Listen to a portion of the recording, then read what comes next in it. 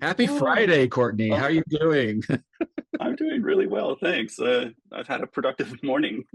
Oh, well, somebody should. I mean, Uh, I know. it wasn't me today. I was a slow start on the day, and it's been a little bit like that all day long. That's fine. I'm in Mexico. You're in San Diego area, of San Diego. These are Yeah, very chill places. We don't need to, rush we any. have no reason to be stressed out by No, not at all. anything. Not at all. And it's Friday, so that's good news as well. Yeah, I'm amazed it's already August because that means that the exhibition at Maryland Art Place is like a month away, basically. And I'm like, wow, it seems like a year ago we were talking about it, and now it just suddenly arrived. And I know. are like trying to, pump up the energy and like get back into that production mode. That Yeah, it's kind of a always a challenge to get started.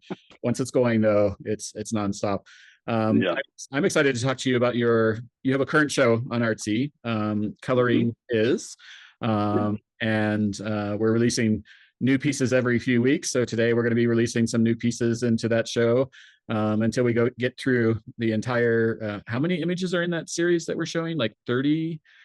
Right now, it's about I think 25 Okay. to 27, and I have a few more colors that I'm actually editing now to send. Oh my gosh. Well, that's good. I mean, I'm really going to dive into this particular series because I think it's really fascinating, and I kind of want to hear a little bit more about the journey of this project, where it started from, and the significance for you, and like we'll get into details as we go along. So, Yeah, sure. the journey of this, where did Colorina's come from? I do quite a bit of um, mail form work, and I always wanted to stick to that because I feel like it's been something that has been um, kind of disruptive because the male body seems to be, even in the art world, something taboo sometimes, which is kind of uh, unfair and also strange to me. Right. Right. Um, so I enjoy using that form as a way to disrupt just because the idea of art to me is to disrupt. That's what it's for, Right. like I think that in some way you can find um, something disruptive about any piece of art that you find. Particularly if uh, you place it within the context of when it was made. I mean, yeah. things we wouldn't consider disruptive today when you go into a fine art museum at the Mhm. time were more radical than, Yeah, anything you can think of currently, contemporary. yeah, so I always have that in mind when I'm working, and I it's been a very interesting year, with the current Environment, yes. environment overall. Uh, here in California, we've been experiencing a lot uh, of focused brown and immigrant hatred, Right. and it's Other. been really It's the other. it's the Yeah, it's otherness. the othering of people in our communities. Yeah, and so it's like you're saying, it's bled into all of our communities Mhm. everywhere, and it's like if you're other than what the powerful want to look at, you are somehow bad or whatever, whatever the thing is, the negative connotation. I've been I've been feeling a lot like I needed to express myself in a less negative way, and I've Mhm. had some works that have been kind of deep and kind of dark, or if they're not dark, they seem kind of complicated and involved, and so I wanted to go ahead and do something colorful and beautiful. I wanted to capture movement, and as a trained classical ballet dancer, I definitely wanted to include forms and gestures that not always represent dancing, but just movement and the influence of the how the conversation of dance triggers that happiness inside us, you know, Sure. like, Yeah. Yeah. And I think um, that genuinely looking at the pieces, I said to you when I was working on the administration side of the database for your show, I was like, the images just make me smile.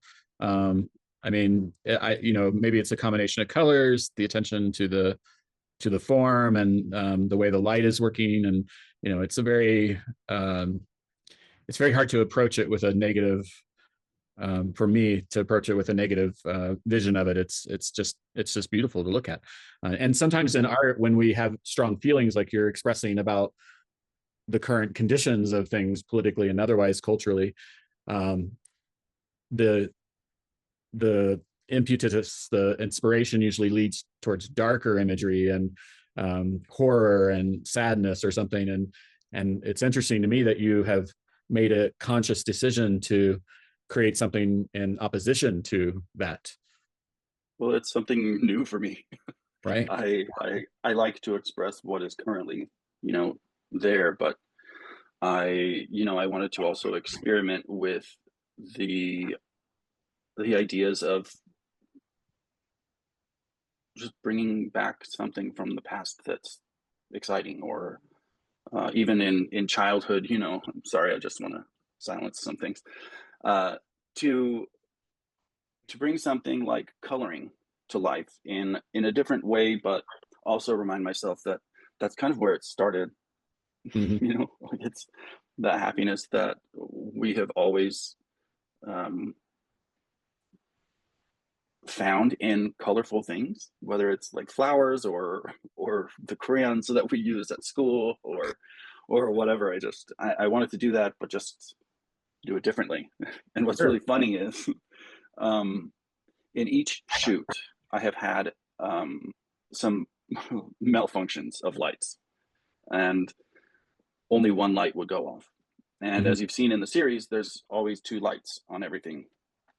And it seems like each time that happens, I'm just going to say the most artistic image comes out in the single light, because, all the things we look for in aesthetics and whatnot.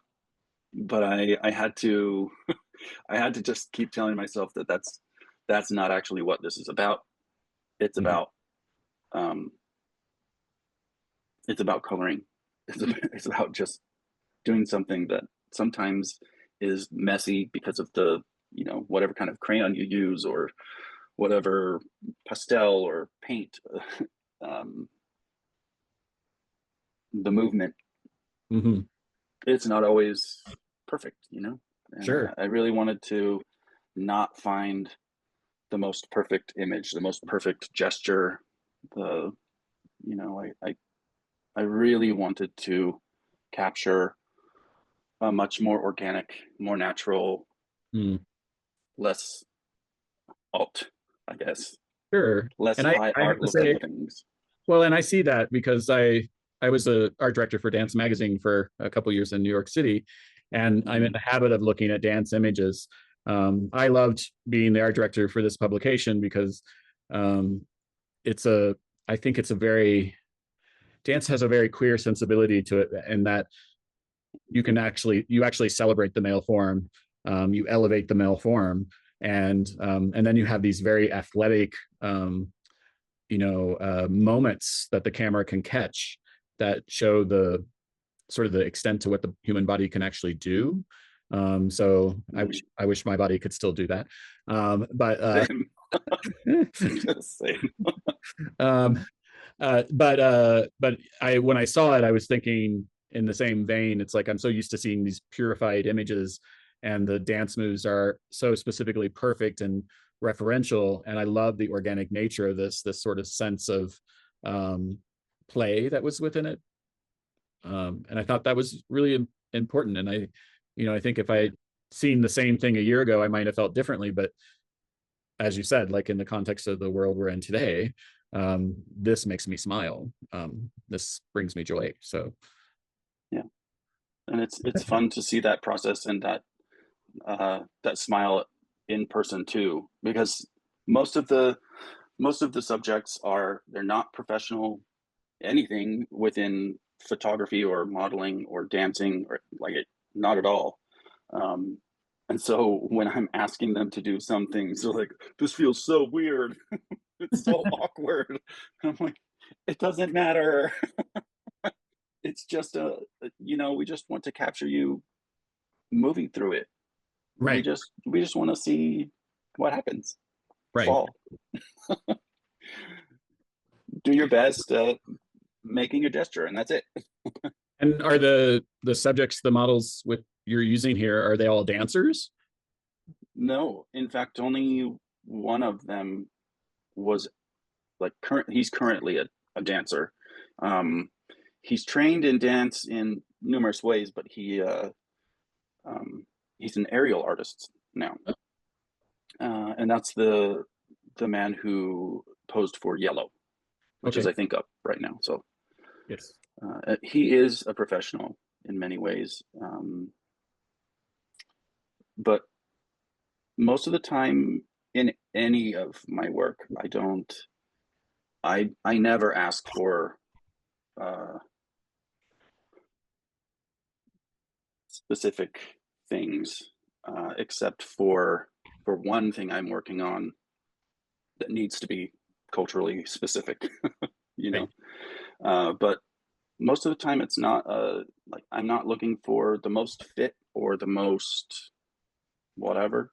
Right. Uh, Again, to me, it's so important to represent every way that we can do these things, Sure. and Absolutely. that's everyone is achieving the same kind of happiness, whether they have a belly or whether they have, whatever.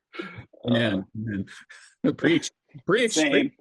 Like, I remember when I didn't, but I still love the way I move now, Well, even with a uh, belly. yeah. Well, I put a mirror in the kitchen. It's not helping at all. Oh no, that's not a good place to have a mirror. Don't they advise against that? I'm rethinking the entire thing about that. I digress. Uh, Are you friends with all your models? There seems to be a level of intimacy to get this kind of work out of them. I I have met the majority of my models the first time at the photo shoot, Oh, and some of them I do become friends with.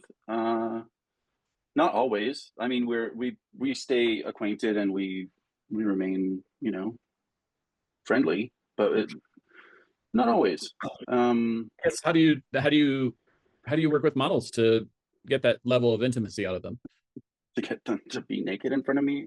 It's not the nudity isn't the intimacy. It's there's like a freedom within their gestures and movements that I think in Yeah, tip circumstances would be difficult to get a model to do yeah, who used to more static, less yeah, oriented.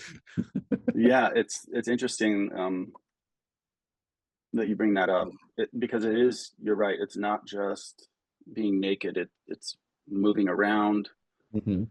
um, doing really uncomfortable things, and uh, like there's so many ways that this person could be uncomfortable in front of someone who's focused on their body, and um, for the most part, people have been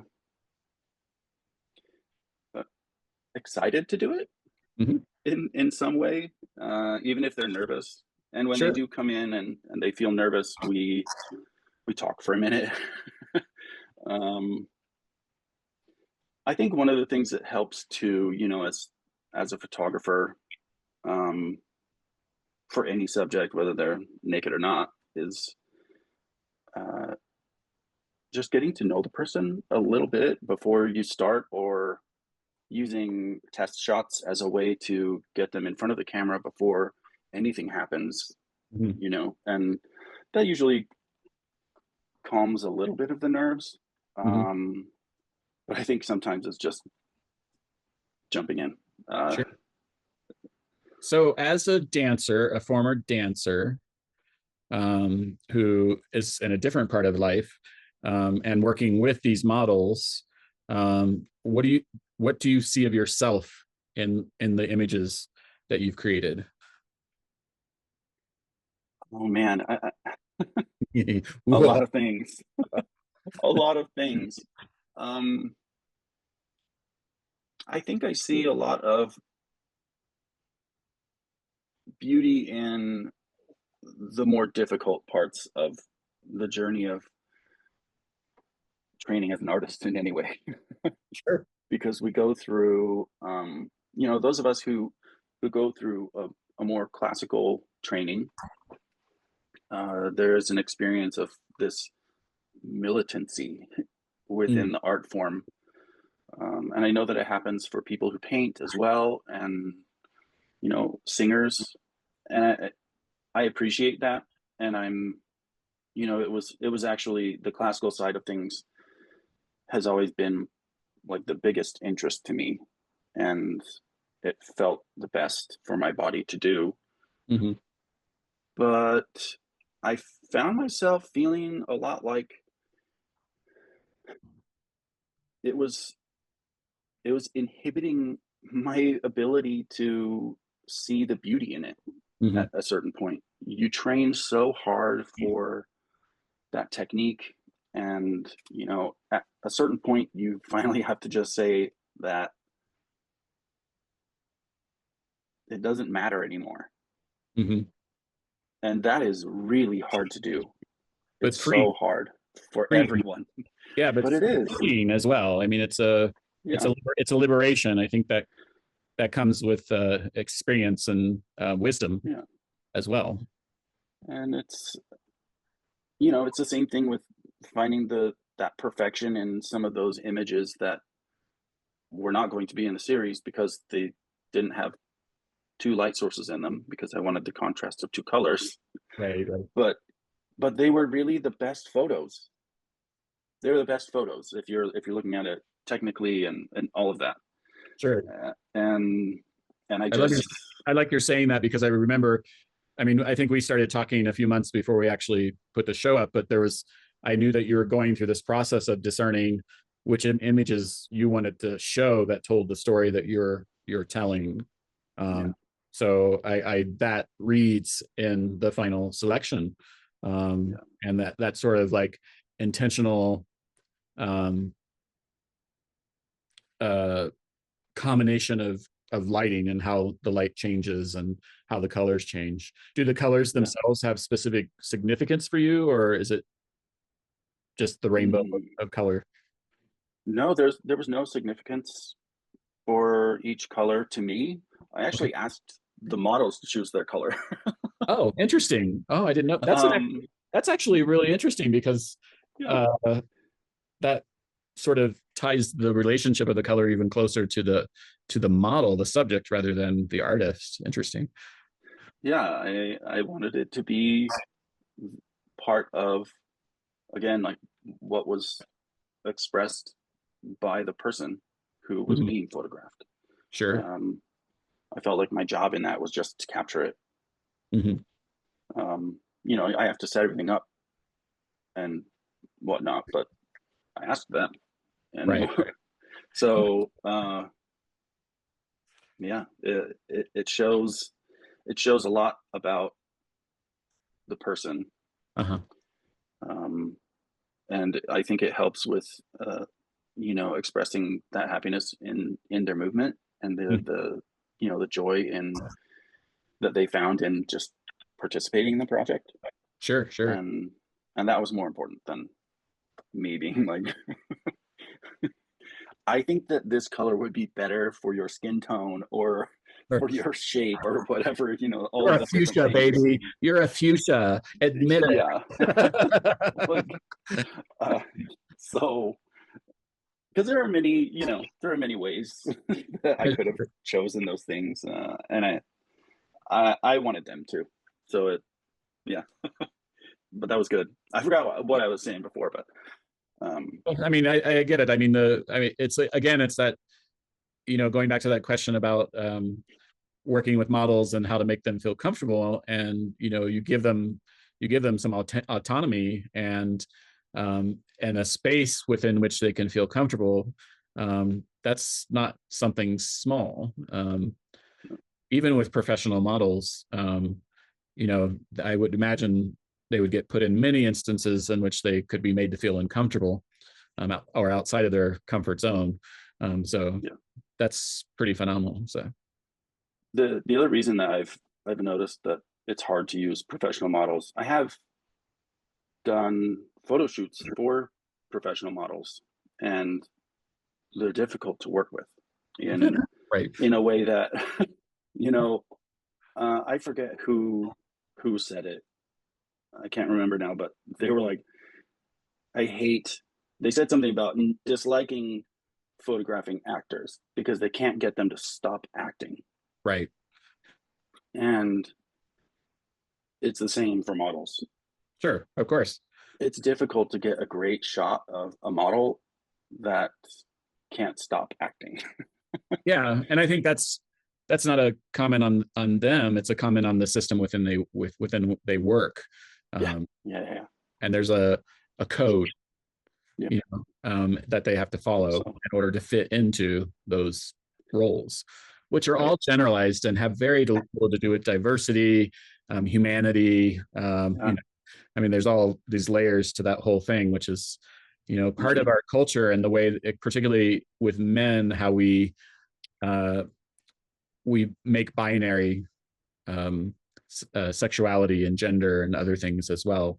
So Mm-hmm. I think what's important is to, different than within queer art in the 80s and 90s when we were fighting AIDS, and the perception of our community, the body was politicized in a very specific way, which I think Yeah. currently is being played out again with the trans community, but is emblematic of a broader cultural issue with gender and the way those roles are expressed. Yeah. So that's what I like about your work is it allows these men to be masculine men, in ways that aren't firmly masculine, and they're, exhibitionist, voyeuristic. It's like a blend of all of them. It's not a colonization of the body. Right. Right. And I really appreciate you noticing. Yeah, Honestly, yeah. No, I mean it's really important to me. yeah, I think it's important to recognize that and to call it out. So if somebody doesn't see that within the work, maybe being given the context, they can see that and then find that in other parts of their lives as well. That's the Yeah, power of art, right? That you see something absolutely. and it affects you in a way that you draw that into other parts of your life and it can change things. What do you think Hmm. the role of the artist is, with these cultural problems we're having, these conflicts? It's the same as what I said in the beginning. We need to disrupt that narrative. Right, Um, and a way to do that is this. right. I photograph gay, straight, trans, old, young, skinny, fat, everybody. Right. And there will be examples of that in the entire series. I Mm. try I try really hard to make sure that there is um, some representation there, um, especially when we're talking, like, I'll keep on that same subject about trans men. Mhm. I I find it so difficult understanding why it's so hard for us to just say that they are part of our male community. It's Sure. just I'm searching for men when I'm asking for models, Right, right. and it's I wish that it wasn't difficult for a trans man to contact me without going through someone else Mhm. saying that they would like to participate, Sure. because I want I want that to just be included Right. without having to say trans man. That just, like, it's hard for me to say it now. Like, I wish that I didn't have to make that specific word so that everyone understands that Right. that's going to be there, you know. Sure. Right. um I mean, I think that's why I'm drawn to the word queer over the yeah, alphabet of letters that are available to us, which by yeah. the way is limited in the number eventually, which Mhm. we've already discovered because we put plus plus plus at the end of it, you know. Yeah, So I think queer is more encompassing, and it gives people space to move. You know, yeah, it's a playground. It's like it just allows you to be who you are without having to necessarily pin down specific language. I mean, that's the ideal. Obviously, like culturally, like we specifically find ourselves in conflict with the traditional language, and that's why the whole DEI withdrawal thing. yeah, Too much, too yeah. fast. You made me think too much. I need to go back to my comfort zone. Sort of culture. Yeah, It's unfortunate and not unprecedented. I mean, it's yeah, historical. It's part of our history. I don't think you can get us to go back in the box. I think it's too late culturally. yeah. I Once you've accepted RuPaul into your home, and they all have. and they all have at every corner of culture, Even MAGA. even MAGA. Yeah, yas, queen, yas. I Oh heard Trump man. say that in a quote recently. Oh my god. That would be the death. Uh, Oh. yeah, so I'm curious, thinking about the projects that you're working on here with Coloring Is, and like who you were as a young boy, a young man in the world. What would you say to yourself? Because between now and that time, a lot of changes happened and a lot of things haven't changed. So I'm wondering, what would you say to yourself? I'm avoiding inner child here. Uh, well, I mean, I've been in a lot of therapy. Yes, been yes. in I've been in so much therapy over the years. We thank you for And it. uh you know, I grew up in a very religious um home, and I had a lot of shame. And I think that I I think that if I was looking at my younger self and saying, "You know what you could do? Um, keep doing everything you can." Mm, And I'm proud of uh, that aspect of myself that has always been there from the start, is that if I wanted to do something, mhm. I kind of just did it full tilt. Like I went right into the thing, whatever it was. And I think that it gave me the experience and the courage, early in my teens to come out. And if I if I didn't have that, you know, think for myself, like bug under my skin, I I know that it just would have been so much more difficult.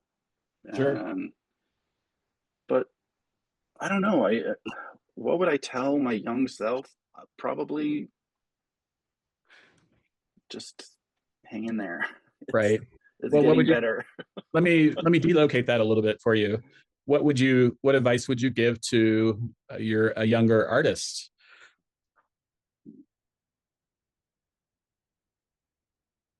Similarly, be brave. Mm. What is Um, bravery? What is bravery? I think in whatever way you would like to show your creativity, um, your because I think at first it's not always about, you know, maybe sometimes it's never about showing yourself through your art, but I think when you accept that you can show all of yourself Mhm. in it, that is incredibly courageous. And Right. I think that that's another one of those things that as artists, we tend to shy away from because we're so worried about technique. Right. And regardless of if you're a queer person or not, um, not being so focused all the time on technique, maybe not just for yourself, but when you're observing art, throw technique away and just observe the art. Mhm. You know, um, let it move you. I just, uh, I mean, I'm not, I'm not a great motivational speaker, but I just wish that more people would allow I don't know if we things to need, move them. I don't know we need more motivational speakers. I think we need more honest voices. Um, Yeah, and that I appreciate the vulnerability more than I appreciate the polish of a motivational speaker. I think that's a cultural commodification of vulnerability, to be yeah, an influencer or to be a yeah, motivational, speaker sort of thing. It's yeah, powerful. I agree, and yeah, you feel emotions, but I often walk away and I think, man, where am I in my life that I need this in order to access that emotion, that I need somebody else in front of me compelling me to feel something instead of it just being a part of my own natural existence. So to me that's kind of it's like, oh, might as well go join a cult. yeah. I've been there. We all I have. can definitely tell I grew you. up in a religious family as well, so there you go. There are all kinds of different cults out there. uh, Yeah, there are some cults within queer art. I mean, there are. there definitely are. There are. And boy, wow. I can't wait to see that 60 minutes expose. Yeah. Uh, I don't think it's gonna go in 60 minutes. Yeah, I don't think so either. I feel like explicit doesn't even reach some of the things that we find within queer art sometimes. Yeah, As yeah. far as that goes, like I really like it, but I don't think that 60 minutes is gonna grab it. No, no, no. And I had this, I mean, I think a little controversial on my side of things. I'm very thoughtful and intentional about the way the human form is exhibited within the project, the gallery space, art fairs, and all the other things, Mhm. because there is a history within queer art that is so was important in terms of its historical context, showing the body, pornographic and erotic and all these different things. That was very important in that time because of what politically was happening with AIDS, and I think Yeah.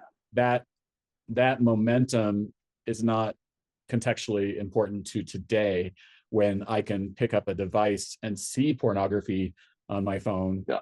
I can walk down the street and see it on a Yeah. billboard. I turn on my Yeah. TV. It's there for me all the time. So I challenge queer artists to Yeah. think outside of that and to think about the context of their work, because the male form, the female form, any form is beautiful in its own right and deserves the story that goes with that.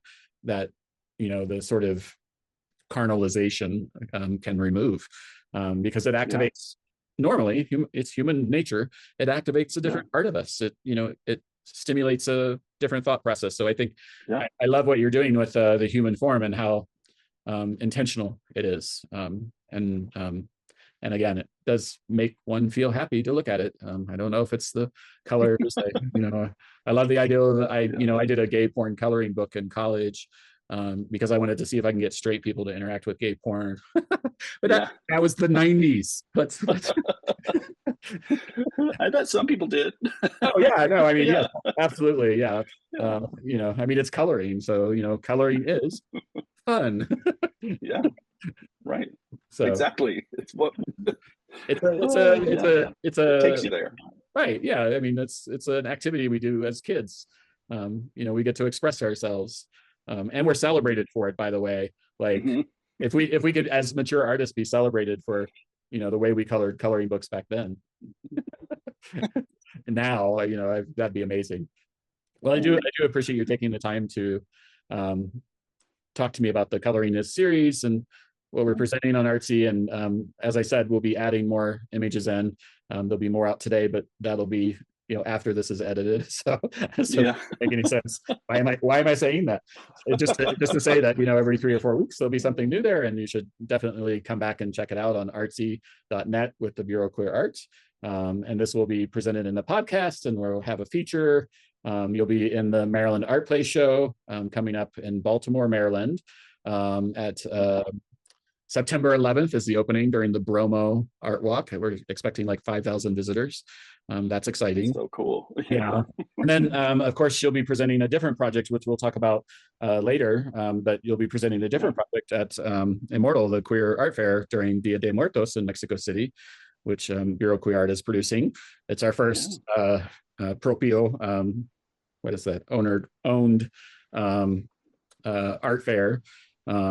And I'm super excited about it. I have to say, every time I have a conversation, I get more and more excited about it. I'm just like, it's not gonna make any money, but God damn it, is it gonna be fun? And is it going to be it's like gonna be so good? Yeah, I mean, I'll be running around with Scotch tape and silver tape holding things up, but it's going to be amazing.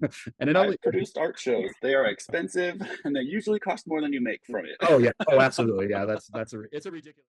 What if your art didn't just hang on a wall? What if it stood in the middle of a celebration of life, death, and queer resistance? This is Immortal, queer, ruidoso y chingón. A queer art fair like no other, right here in Mexico City, steps from the heart of Dia de Muertos Festival. We're not hidden away in some corner gallery. We are centered, loud, joyful, and defiant, surrounded by altars, processions, and centuries of tradition. And we bring our own. Apply now and join a global crew of queer and allied artists, building a space that isn't about permission, it's about presence, it's about community, it's about being seen.